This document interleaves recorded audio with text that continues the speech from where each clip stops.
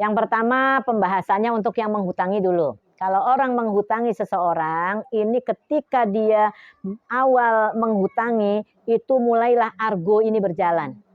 Ya kan Bu? Berapa menghutanginya? 500.000, 1 juta misalnya. Pahala karena dia telah membebaskan kesulitannya, ya kan Bu? Mungkin dia belum bayar SPP, mungkin dia ditagih orang, kita sudah membebaskan kesulitannya, itu Allah jamin kita dimudahkan. Siapa yang memudahkan orang lain, Allah akan mudahkan. Jadi insya Allah kita akan dapat kemudahan-kemudahan.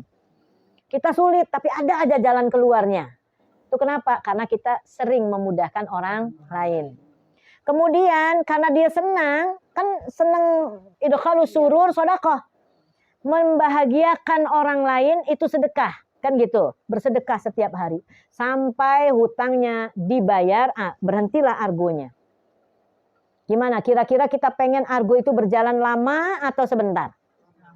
Makanya kalau ada orang yang lama bayar hutangnya, alhamdulillah argo masih jalan. Gitu aja. Cuman kalau misalnya kita butuh duit, ya maka kalau dongkol tentu nggak dapat itu argonya, ya kan? Nah, ya contohnya Bu, kadang kita tuh udah sakit hatinya kalau kita omongin sama orang-orang itu nggak dapat argo kita lagi. Iya, iya. Nah itulah terkadang kan memang ujian buat kita kan Bu. Jadi sebenarnya kalau kita mau tagih, ya kan uang kita nggak ikhlas tagih, Bu, saya mau minta duitnya. Gimana ya? Oke, kapan kira-kira bayarnya? Bulan depan tanggal berapa? Jam berapa? Gitu. Nanti kita tagih lagi. Dia kan kadang-kadang dia tunggu di rumah ya Bu ya, besok datang, kadang datang deh Bu. Nah makanya tadi tuh Bu, kalau kita punya hutang, ya bayangkan tadi ya Bu, jangan menyusahkan justru orang yang berhutang tadi.